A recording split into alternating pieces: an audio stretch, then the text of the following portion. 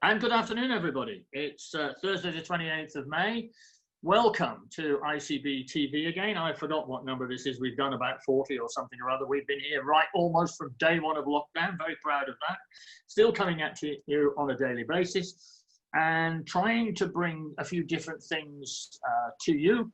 I have managed to talk to a couple of my old muckers from the Genesis Initiative. Many of you will know about the Genesis Initiative because I've been banging this drum for a long, long time. I won't bother telling you too much about it because I'm going to ask my two guests today to give you a bit more information. So we have John May, who is the chairman, and David Harvey, who is the chief executive.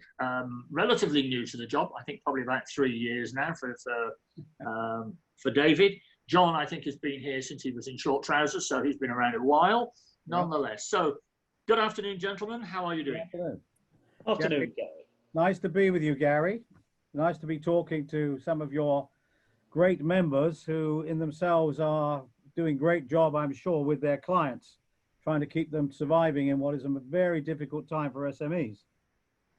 Yeah, I think they've certainly been going the extra mile. A lot of their clients have panicked. Our members, as always, basically haven't. I mean, these are the same people that dealt with the Millennium Bug, RTI, auto-enrollment, digital tax and everything else. The whole world was going to stop, but it didn't. They've just sort of knuckled down and got on with it. They're a pretty stoic bunch of people. And yeah, you know, we get very few people jumping up and down and wanting to throw in the towel, thankfully. So yeah, we're hearing about it. So John, you've been with Genesis a long time. Give us a few bits of info about what Genesis is all about. What makes it tick? As you'll know, Gary, because you're that same age, we started this some 20 years ago, and we started it when basically the Blair government came in. Some of you might remember that guy. What we wanted to do was to have a small business organization that was cross-party, i.e. it wasn't politically allied to Labour, Conservative, Liberal Democrat or whatever. And the idea of that was we wanted to ensure that whatever we were saying would be adopted by whichever government happened to be in power at a particular time. So it's a bit like a constitution in some ways for small business. And in fact, we put up on a number of occasions a charter for small businesses, I know that, yeah. which everybody would sort of tie into. And what we did is we got together academics, business people like yourself, organizations effectively, and said, look, you can lobby for yourselves, but at times it's not a bad thing to share the lobbying. You've got similar problems with other organizations. Why not bring all that together? And the difference for our lobbying was that we brought in parliamentarians, i.e. people in the House of Commons and the House of Lords. Because we had known a lot of them anyway, we decided that we tap them on the shoulder and say, look, Mr. MP or Mrs. MP or Baron or Baroness, you ought to be looking at this for small business. Put it into your government policy, put it into your opposition policy, but be prepared to, talk on these things. So we was really improving the quality of the debate is what we put as our catchphrase.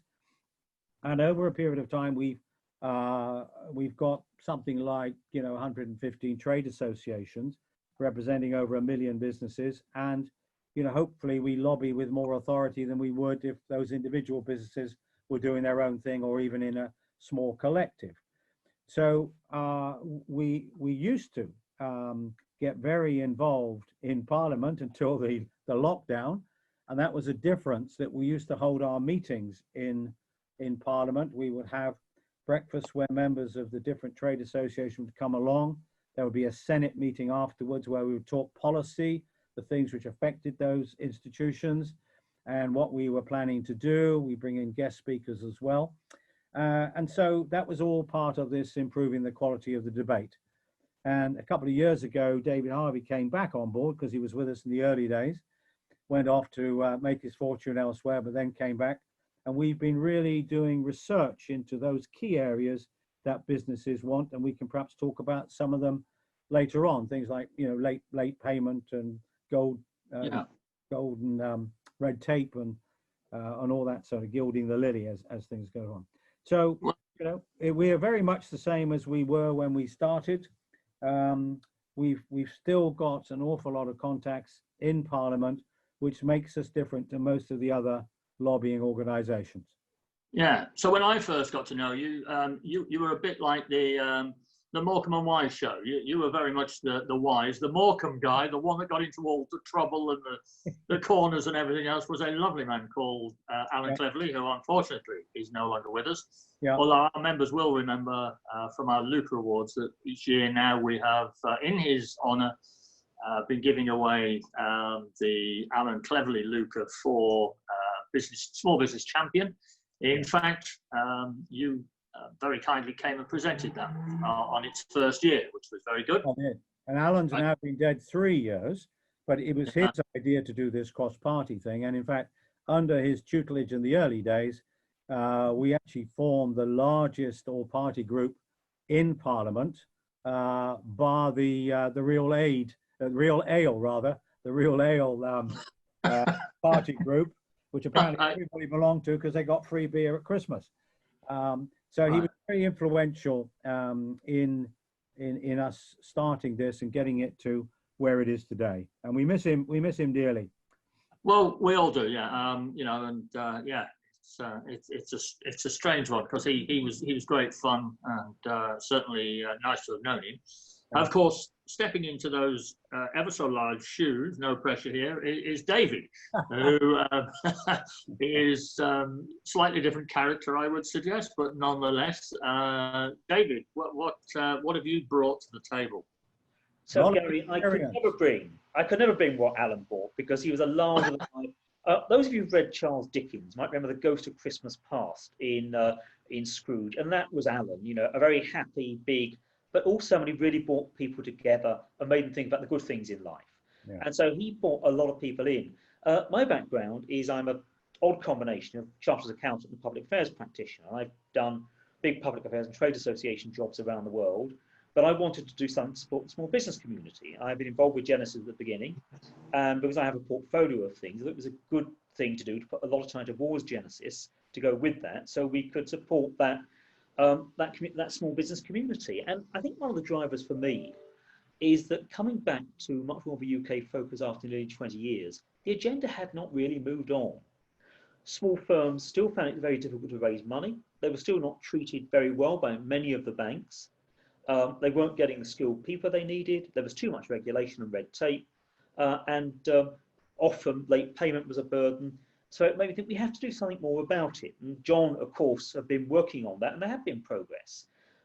Some of the finance schemes from government, particularly to support trade, have been very much coming from Genesis.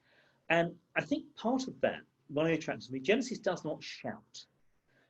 We ring the right people, we put papers to them, we do very good research that stands up to academic tests, so the civil servants will respect it, and you have to do that.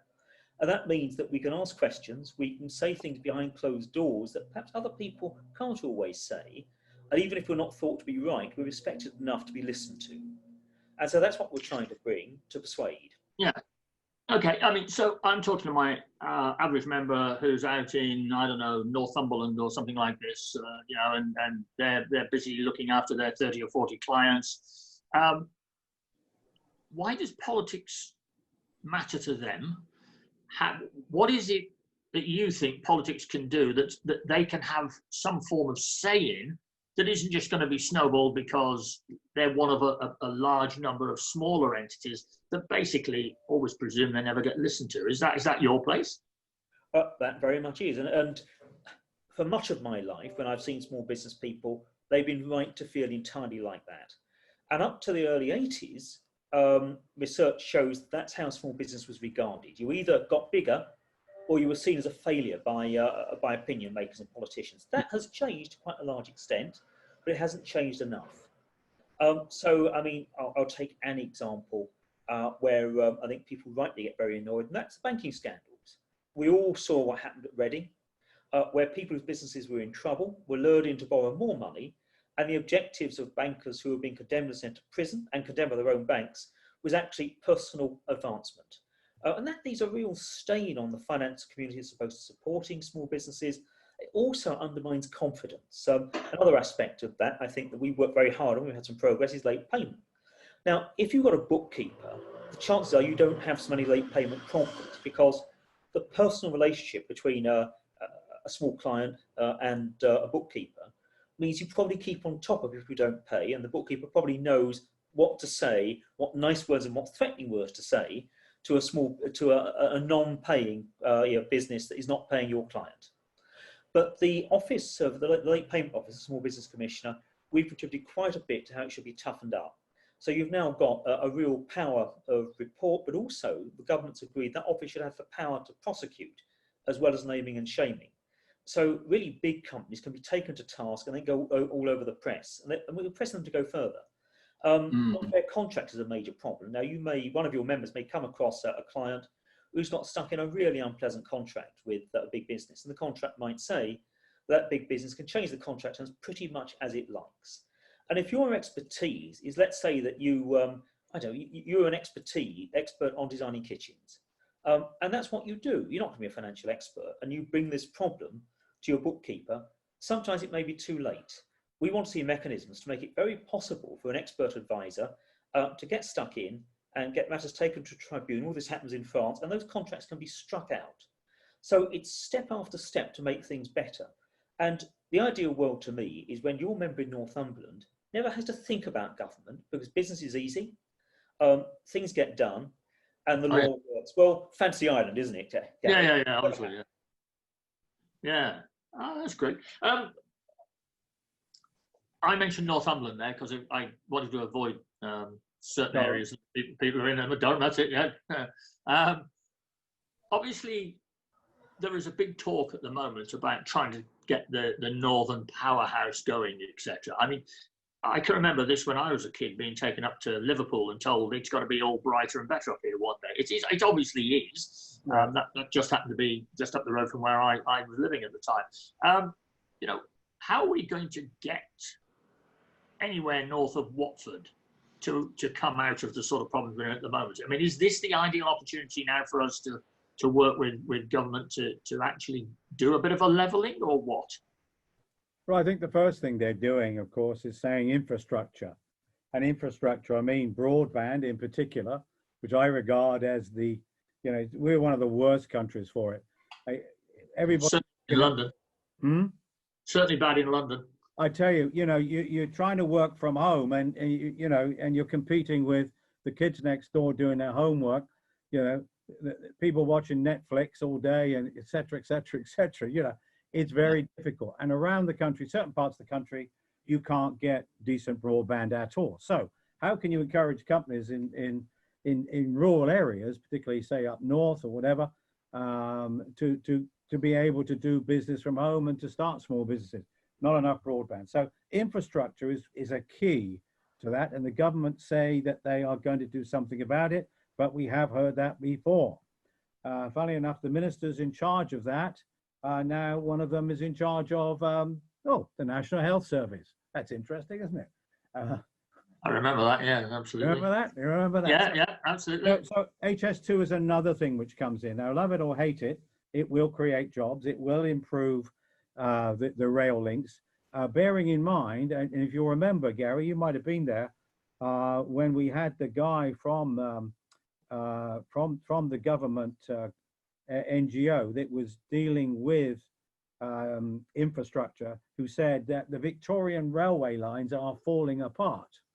Yeah, and they do need to be not just reinforced, patched as they have been for the last 100 years. They actually need to be replaced. And so, there's an awful lot of that sort of stuff going on.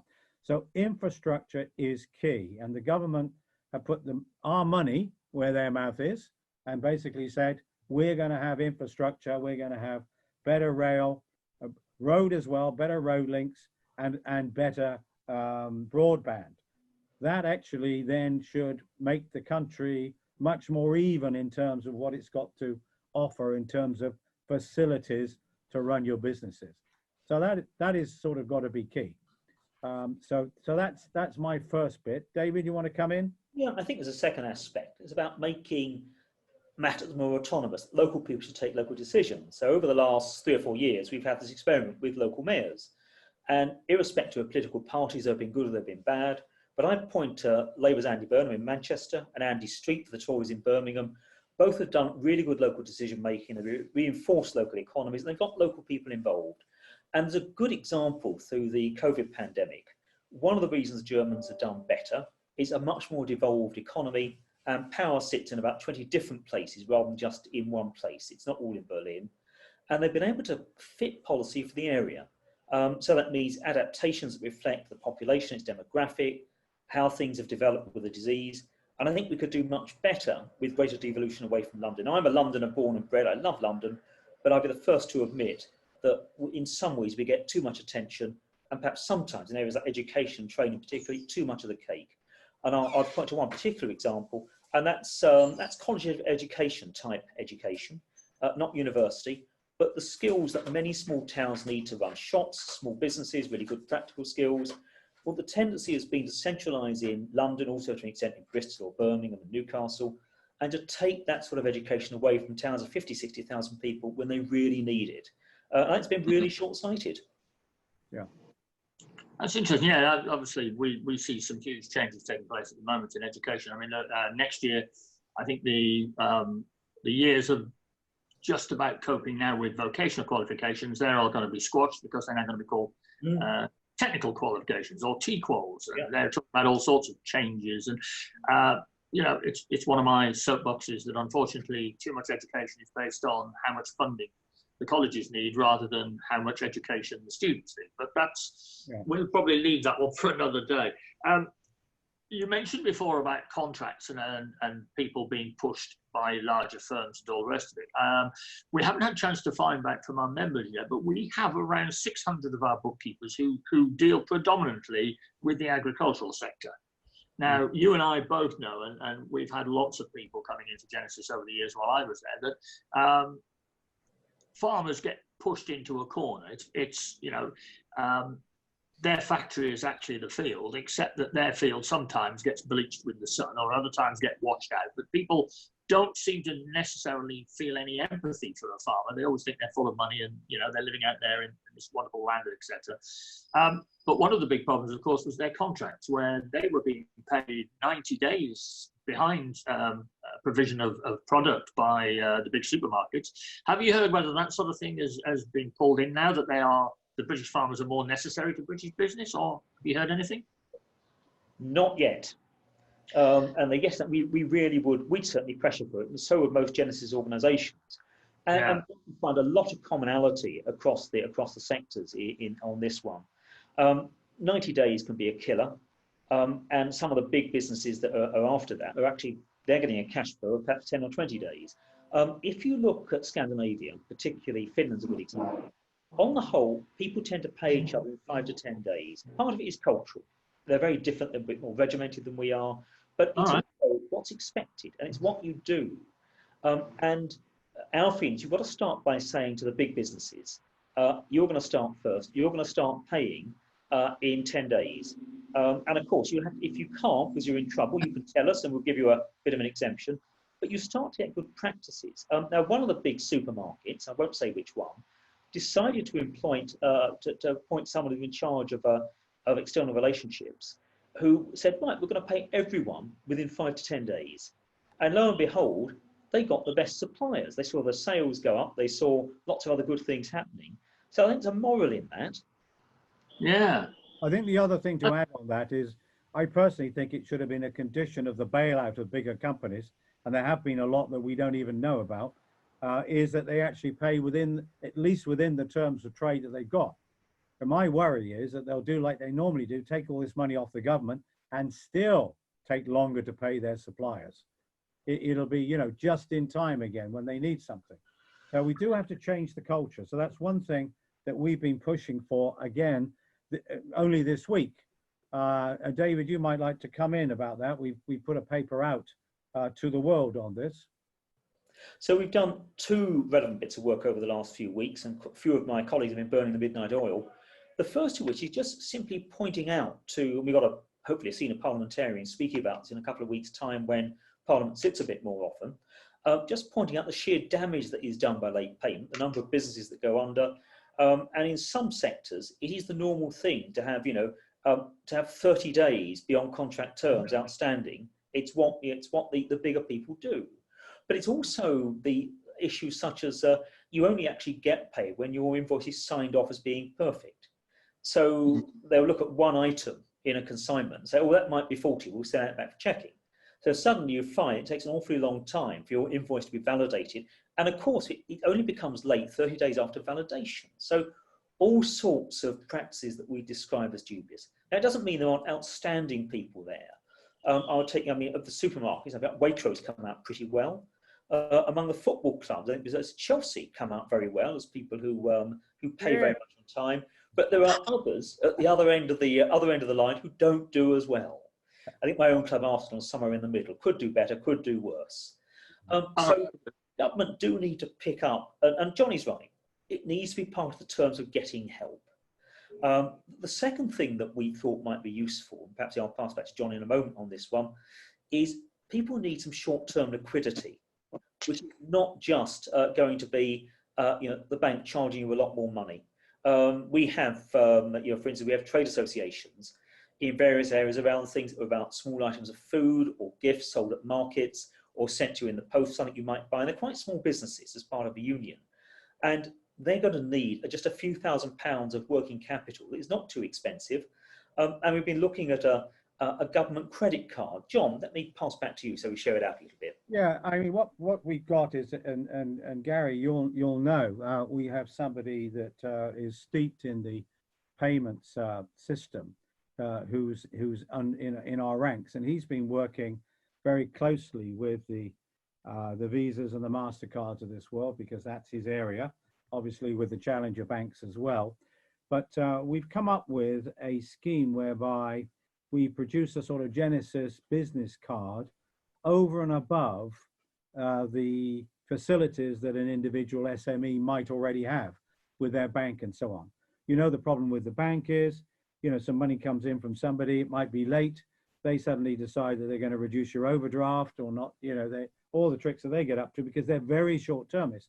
We're saying that you could have a Genesis business credit card, probably up to 10,000, and you would not have to pay that back within the normal usurious rates that credit cards are paid on, and the terms would be it could be 6 months or more before you have to pay any of it back.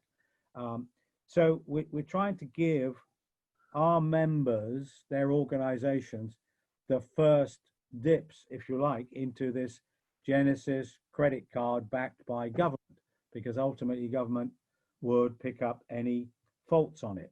But the technology now is such that the approvals for this could be very, very quick indeed. I think you will have seen, for example, amongst your own members there, Garry, a lot of them have probably become limited companies now, rather than sole traders.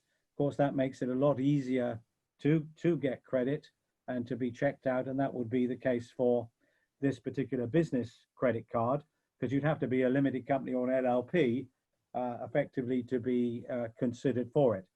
But this could add up to 5 billion additionally into the cash flow of SMEs, and it would be perpetual, and it would lead on hopefully to what we've also been calling for, is some sort of sovereign wealth fund for small businesses, whereby the government backing would allow money to be put into businesses, ultimately as loan or even as equity which we bought back at some stage, really to get the SME going, because we are half the economy. We're about 2.5 trillion, I think, in terms of turnover in the SME sector.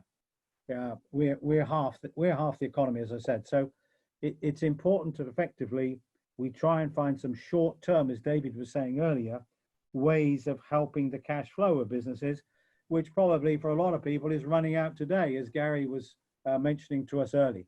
So that's an interesting thing that we're doing, which should be available to Genesis members and their clients. So this is going to be something a bit like the Help to Buy scheme almost. You know, the government takes a chunk, you take a chunk, and you get the chance to buy back there a bit later or something or other. Yeah, it's actually, no good idea is entirely original. So we've borrowed ideas from the States, from their Small Business Administration, and also from a German, the German bank, the KWF, which supports small businesses. And it might be, you get the money for 20 years in some of the States examples. The conditions they tie in there are a bit of mentoring and training. They operate through a couple of the commercial banks, but it's very much on the terms of supporting small business. It all started with President Eisenhower after the war with really wanting to rebuild. And surprisingly, this quite generous and supportive fund in the States has only ever lost money in a couple of really difficult years like 2008. On the whole, it's made money for the US economy and businesses have been generated. And the same in Germany. It's that really long-term view. We're not looking for a profit today. We hope to come out with everyone winning on a 10 to 15-year basis. Well, the difference is, Garry, of course, this is owned really by the taxpayer at the end of the day. Yeah. No, I mean, that's interesting. I mean, how do you think the Small Business Bank is doing? I mean, this was set up to help small businesses. It seems to be going up and down a bit, you know. Is it winning? Is it doing us any good out there? Oh dear, where shall I start? Yeah. Best of intentions, best of intentions. Yeah, absolutely. I think that it was very difficult when they set it up to look at the really big picture about culture about investing in small business. You can pick 2 or 3 areas in Europe, and I'm going to pick Northern Italy. I'll pick large bits of Germany, but there are also bits of France, where they've taken a very long-term cultural approach to investment. And we haven't done that for a very long time. Now, one reason for that, as an example, is we were very successful at privatizing. We've had lots of very successful big businesses, but the leadership of the small business sector at the top end, the big small businesses, they all took their money and they ran, you know, they did very well. So it's been quite difficult for voices in the small business area to say, we want to have positive change. So you've got a culture driven by bits of the city, which is very short-termist, which is right for some markets, but not, I think, the SME market here. So we're trying to turn something round. And I think that the schemes that have been developed by the Small Business Bank have been okay for certain types of company, certain types of business, and it's often been at the medium-sized and bigger medium-sized end of the spectrum. And that's because of a real British obsession. We are, on the whole, quite bad at taking a small company and getting it on the growth corridor and making it into a big one.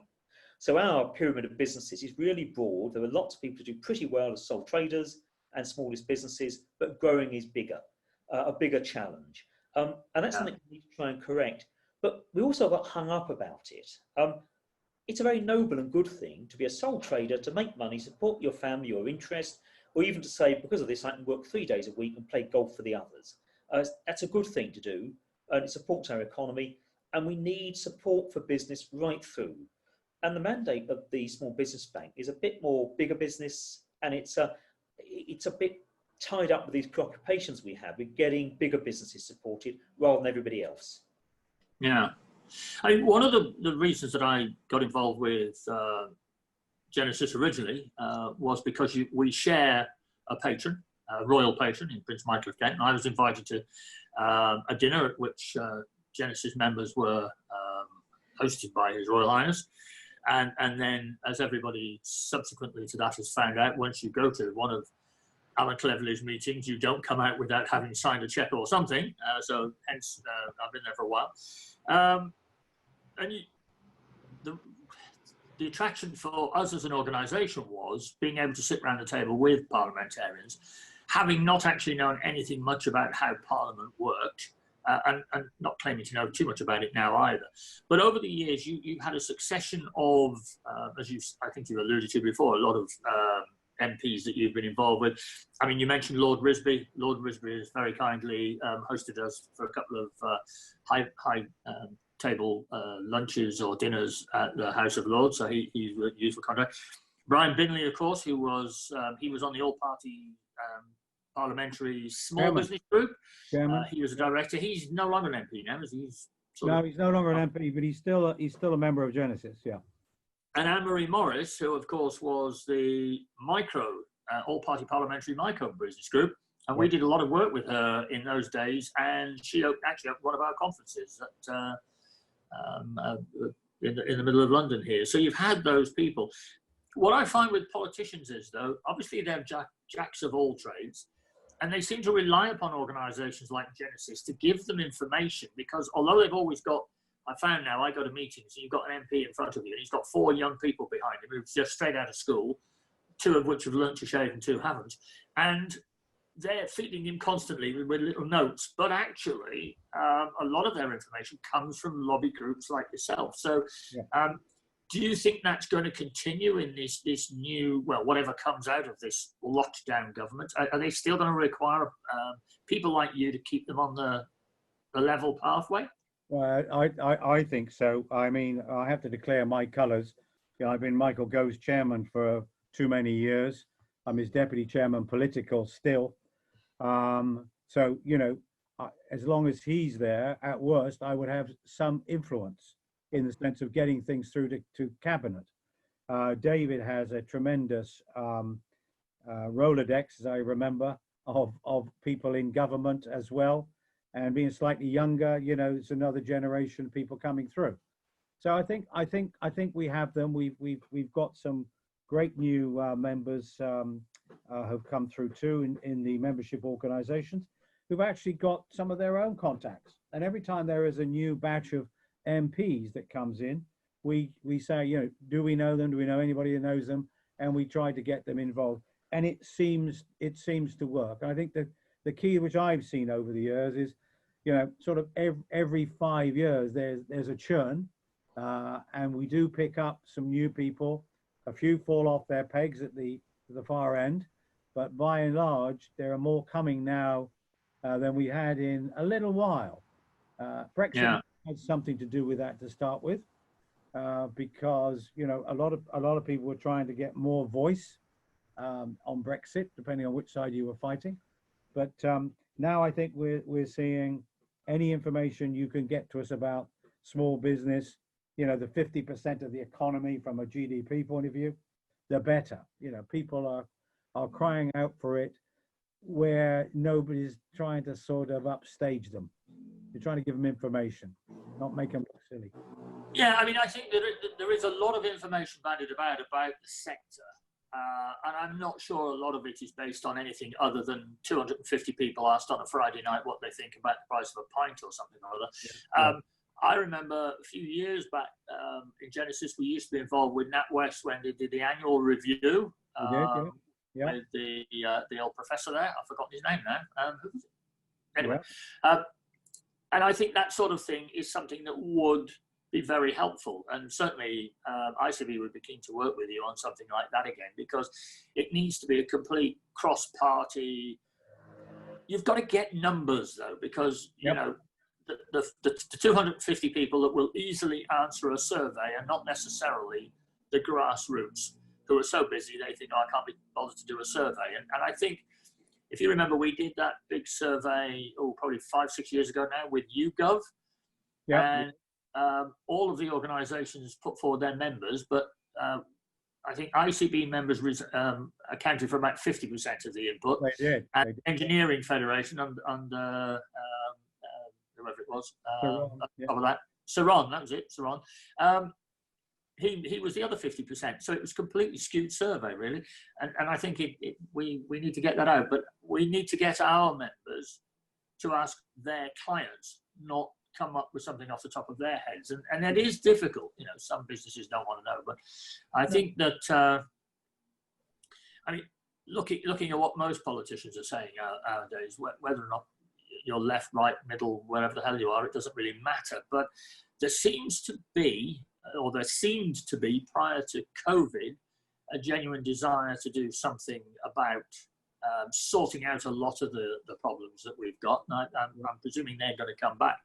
So I think if we can get something sorted in due course, if we could work with you on something like that, or whoever it might be, I think we need a very large focus group. You know, we need to be asking 5,000, 10,000 businesses, not 250, as I say. So I think that will make a big difference, because government are sponges for information, aren't they? They are. Of numbers, Gary, as well. So, I mean, one's quite a bit of a dilemma. You're dealing with an MP, and you've described their staff accurately, you know, very young people just out of university. And that MP has got 800 issues landing on their desk every day. Tweets, emails, it's massively more than it was 30 or 40 years ago. And even if they're passionate about small business, getting the headspace is very difficult. And for them, you've got to hope to catch them with the first 2 paragraphs of the press release. Unless there's someone who's a bit like us, who's totally obsessed with the topic. On the other hand, if you go into Whitehall, and we took in a set of ideas about changes to the late payment regime, we've taken ideas too about simplified investment regimes for SMEs, and the civil servants will take you through every last reference. They'll really want to test you with a rigour that you might get in a doctoral examination at a university, which is a good thing. So you're always trying to do 2 things at once. And I think a good survey has got to do what you've said. It's got to really dig down. Then you've got to have the person with the silver pen who can just pull out those 3 nuggets, which will get the minister to say, yeah, there's something in this. And, you know, certainly with the top politicians that we deal with, it's giving them that dart. And even if they're really interested themselves, they've got to sit around a meeting table with people in their department or, say, a cabinet, and they've got to make an impression. And part of that, sadly, is the age we live in, the social media age, an age where a news cycle is ridiculously short. And it makes getting the right answer very complicated, and also not getting this herd instinct in one direction. The world of business is complicated. Every sector is different, and so different. And trying to avoid really simple knee-jerk answers can be a real challenge at times. We have to get them to think. Well, I think your point is valid, though, Gary. I think, you know, the more of our membership that can get involved in our surveys, the better. So we're very happy to, you know, deal with you and your members on that. Remember, we do part of that with our Bank of England survey, which we do twice a year. I mean, that's very specific in terms of the KPIs, if you like, of individual businesses. But, you know, people do know that surveys come from us. So I think we could do something a bit more comprehensive. We'll take that on board with you. We certainly shall. Did you get any further with trying to regionalise Genesis? Because I know you regionalise this in as much as you've got a Finnish outpost and you've got various odd outposts like that. But I mean, at one stage, you've got to have something up in the north, you've got to have something in Scotland. I remember going over to the Welsh Parliament and then being very what basically keen has happened, Gary, is we found a lot of people, you'll know the people probably from the north, who suddenly business took off to such an extent that they're now offshore. Oh. So you start again. But one thing which, you know, we decided on when David came back on board is that, look, we've got to get our research papers out. We've got to be listened to attract the right people, if you like, again, so that we can sort of build these centers of excellence right the way in the country. And we take our lead from our members like yourselves to say, you know, where you think is a good place to be. For example, you know, Manchester, David mentioned earlier, you know, Birmingham, where we know that the local support from the mayor's office and the various chambers and so on is there. You need to do something. But the problem you've actually got there, of course, is that you're not easily going to get members of parliament to go to meetings that you might be having in Manchester or Birmingham unless they were local MPs. Yeah. There's this attraction of London. A lot of our member organizations say, we all like to go to London. Now that might change now, of course. Yeah. Yeah, it might do. I mean, I must admit, our members, we do an annual conference and we do it in London. It's good. And we have a certain group of people saying, well, what about Manchester? What about Edinburgh? So you do a survey and everybody still wants London. Yeah. Because it's easy to get to, because we tend to get a slightly different profile of speaker. We normally get a politician of some size or description. And people like, whilst they're coming to their conference, to go for a shop. You know, so we are guided by our members as always. You know, we do what we're told is as much as we can. What we are doing, Gary, which may lead on to something like this, is that we are working with more universities, and you know, we're following, for example, universities on the HS2 route to ensure that we can find out what is happening in the localities as we pass through. So we're following the sort of the infrastructure type thing with the universities, with those professors who have interest in small business. So I think, you know, ultimately I can see, you know, much more sort of regional power base for us. It's certainly feeding in on information, if not having lots of meetings in those areas. I think the other thing, Gary, is that you made a very wise point about the over-centralisation of the UK on London. I think all of us find working by Zoom and Teams a lot of the time, it can be irritating, it can be very tiring, but it does actually mean that we can start to run, we're going to be starting to run a seminar programme you know, in the early summer, where actually someone won't need to get on a train and come to London, but we hopefully have a minister or, you know, a policy person or someone who's leading ideas in small business on the end of Zoom for a couple of hours to talk through what they're thinking and why they're thinking it. Yeah. Yeah. I mean, I'm looking at myself here now, just looking, I remind you that you have the National Hairdressers Federation as one of your members. Yeah, it's not fun. Some organisations, yeah, I mean, I think we've been fortunate that our members have become a necessity in this and they can carry on their job, mainly because, not because of Zoom, but because we are cloud-based. You know, the majority of what a bookkeeper does now is wrapped up in their telephone, their laptop, their iPad or whatever. And that came about probably 2 to 3 years ago in the main. So nobody quite realised how essential it was going to become. It was helpful at the time. It's now a necessity. But some organisations have members that are pretty well at rock bottom at the moment. So what are we going to do? How are we going to get the people out of furlough and actually into a job when this is all done? Is that something that you're working on with your various political groups or your professional bodies? We are. Yeah, we certainly know the problem. Go on, David, you go first. So we've talked to a number of stakeholders, and the issue is that everyone, you're right, it's going to be extremely difficult. The IOD did some research on this, and people, let's be honest, people have not got a vast amount of confidence. It's one of the reasons for our credit card idea is to give someone the confidence to go out and buy some stock, to know they can do that, or to make that short marketing trip, which is going to be essential, or to make some things. So it needs that sort of push. It also needs, for businesses, I'll say in retail, in town centres, local government needs to close streets, it needs to move traffic, it needs to do everything possible so people are going to be happy to come out and at a social distance to buy things. And that won't be quick. So I think that, first of all, government needs to be not very quick at ending some of the support schemes. They need businesses to ramp up slowly, and they need people to feel comfortable that they could work for a month or two at 30%, 50%, and gradually move forward. But there are areas where I can't give you easy answers. If you've got, you will have some of your members who are bookkeeping for restaurants or perhaps even for a small theatre, and that's going to be incredibly tough. It's very difficult. One of the things about, you know, sort of looking at business history is, if you've got any wisdom, you know, it's never like the last time. You can think, you can learn to think, but you can't pretend things will be the same. So going back to, you know, thinking about the flu in the 1950s that did close some businesses, but there was a big epidemic around 1920. Some places did get quite badly damaged, and it just took some time for other people to grab opportunities.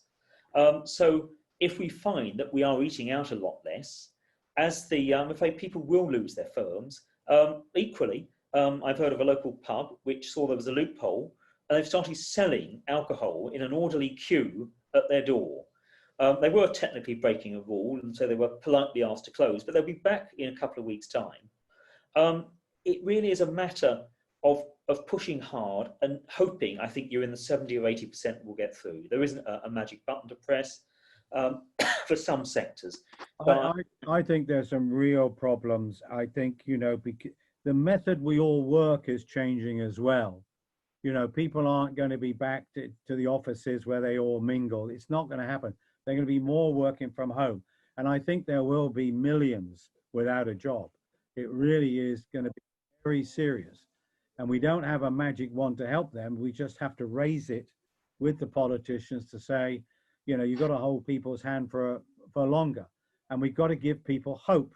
And this is why partly we came up with this idea of a Genesis credit card. Get businesses moving. Now, if that's really successful, as we think it would be, you know, you could get another 50,000 businesses involved. You know, it could be the way you start a business, rather than, you know, it just being for existing businesses. But to give it a positive, because you never quite know.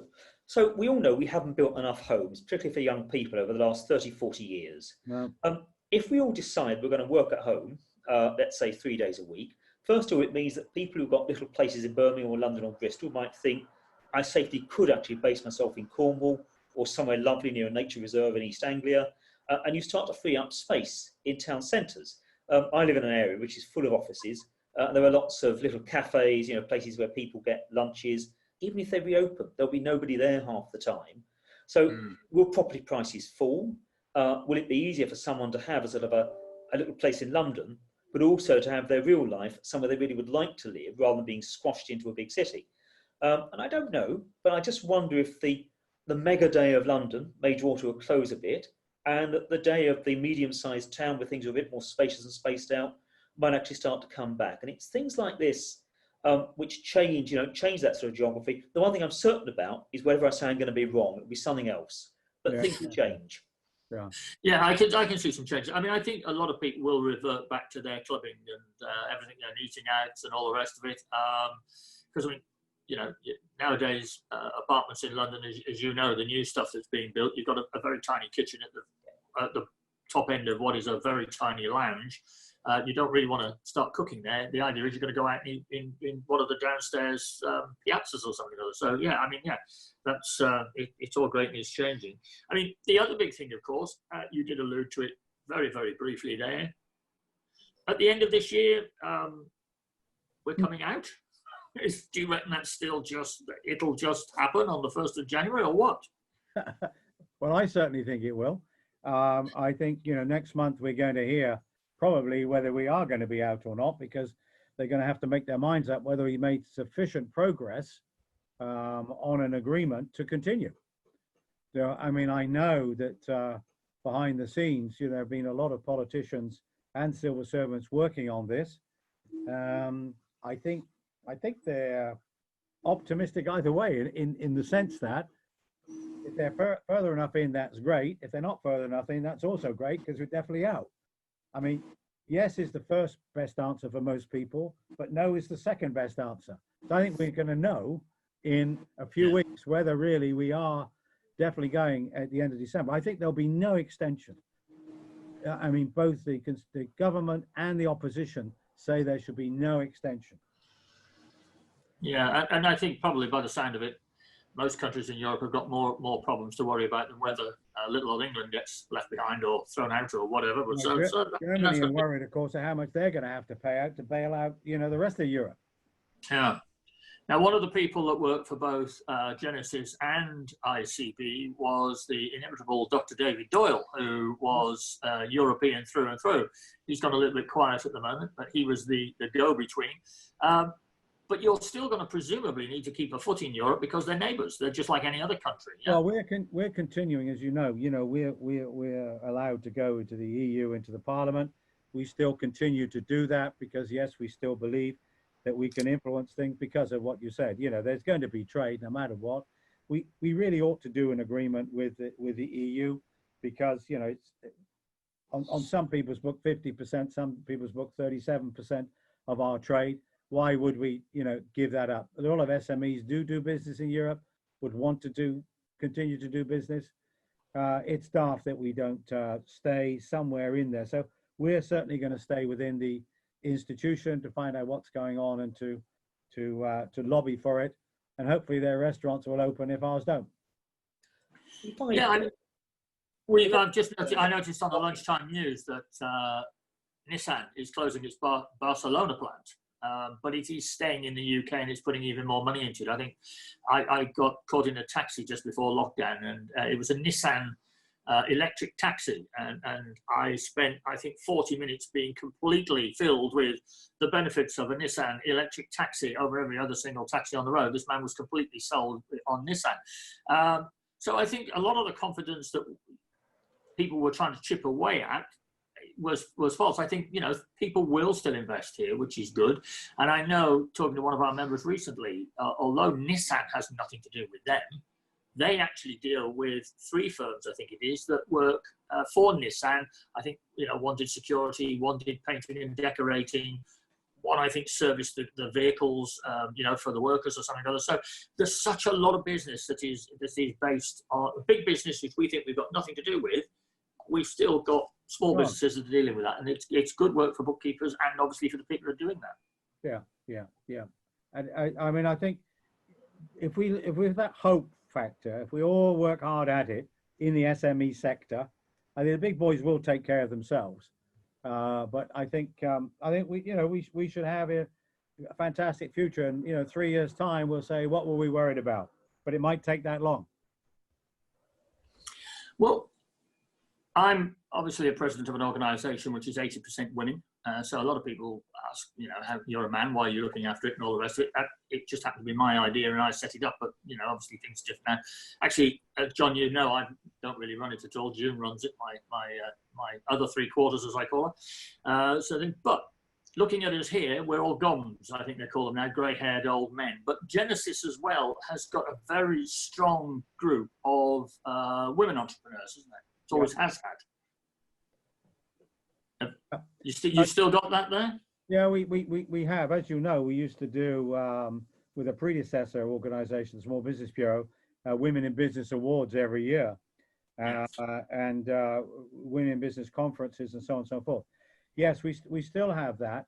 We have a couple of directors who are in business in their own right that wanted to resurrect a separate organisation to some extent, because they were concerned particularly about the financing of women-owned businesses, that some are very good at it, but generally, when a lady walks through the door with a particular business, the bank often, thinks, oh dear, not another one, we're not going to back this.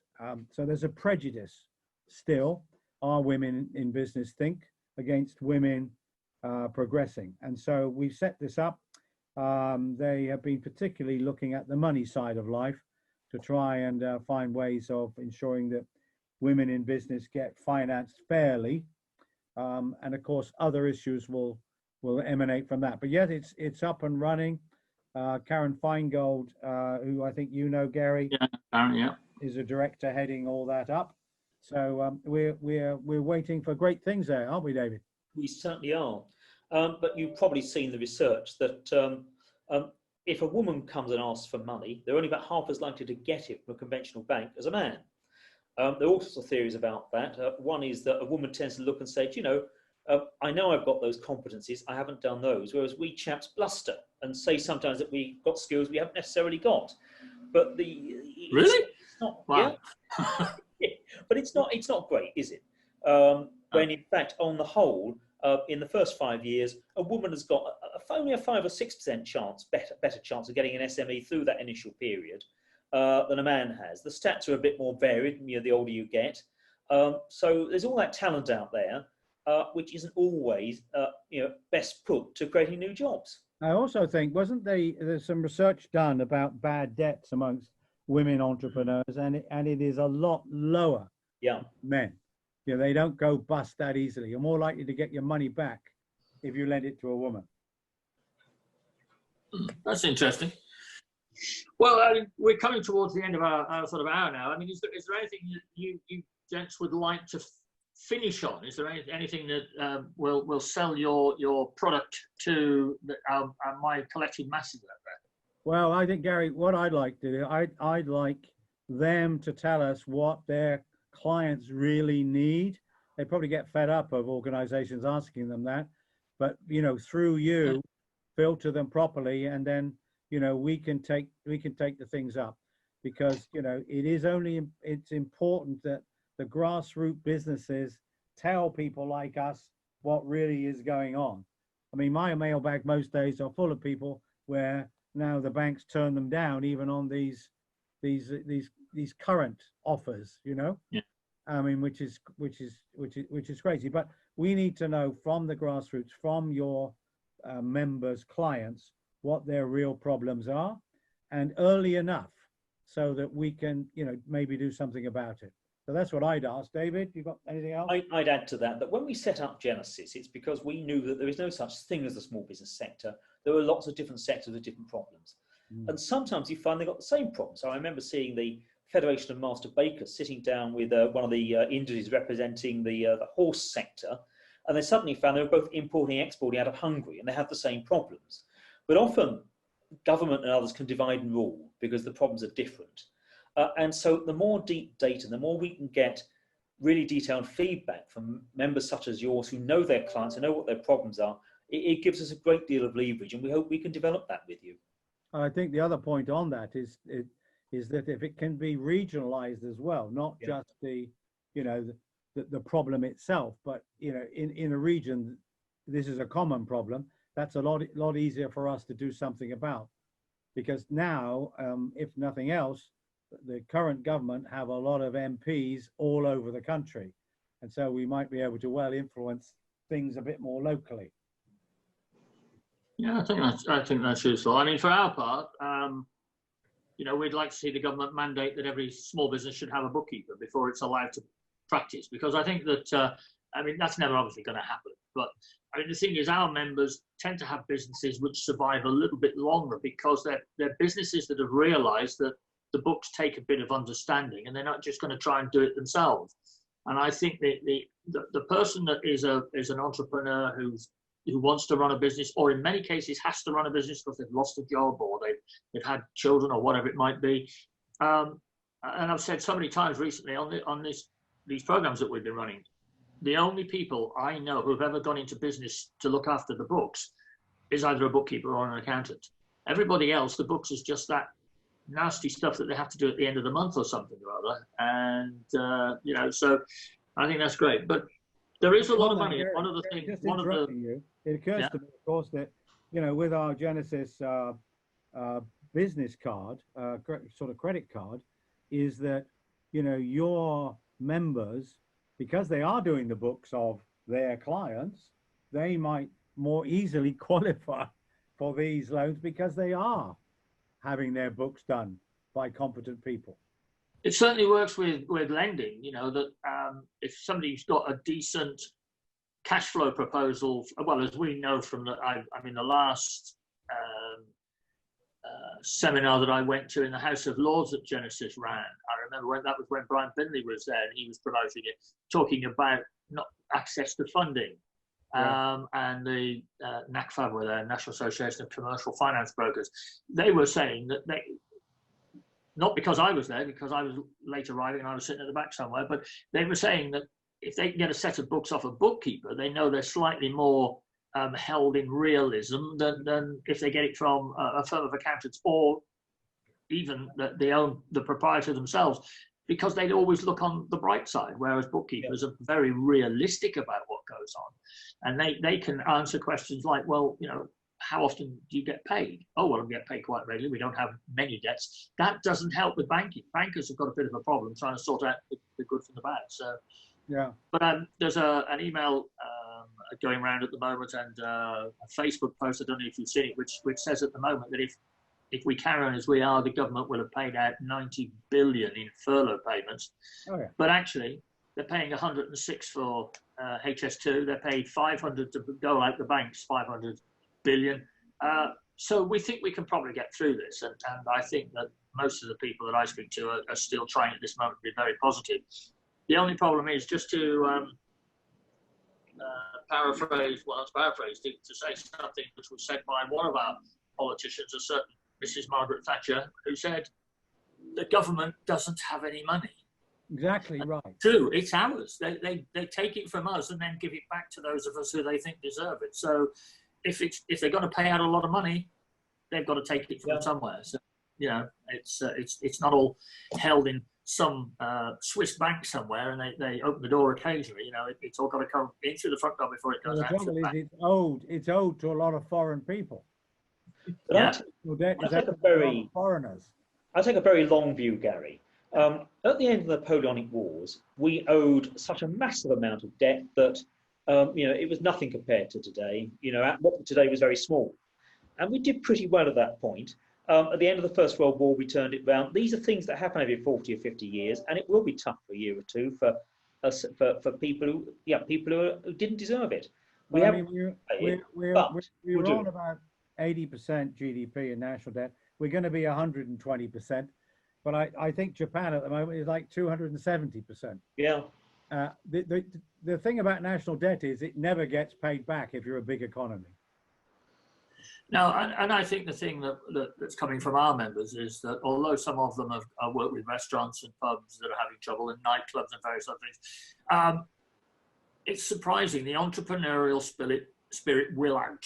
Yeah. And I know, you know, I'm getting a delivery every week from a company that makes up food, you know, and they've always done catering for events and everything. That's gone completely out of the water. So they sat around and said, well, now what we can do? So they have to deliver it now rather than to one place. They deliver it to several hundred. But every Wednesday, they spend an entire day taking out food to people, you know, for to have special meals. So I think we'll make something out of this. You know, I am the eternal optimist, I have to say, on this sort of thing. But so, gentlemen, thank you very much for joining us. There's a final point. I think it makes it very interesting. Yeah. Your bookkeepers can make it so much easier to get money for their clients by keeping good books. That's the future. And there's great behind that. I like that. Yeah, I mean, I think bookkeepers have really come into their own at the moment. You know, it's you know, out of every cloud comes a silver lining, and I think from the big majority of our members that is the case. They've got an even bigger job as we run out of furlough or whatever else happens. But yeah, they're all really, really positive, and they'll be very pleased to have heard some of the things you've had to say today. And I look forward to discussing ways that we can work with Genesis to get a bit more out of the corridors of power, or the Zoom meetings of power as they now are. But anyway, we'll see what we do. So thank you very much, thank and you, thank you. Goodbye, everybody. Thanks, Gary. Tomorrow for Thank Furlough. It's Friday. See ya. God bless you. Yeah. Thank you, Gary. Bye for now. Bye, everyone.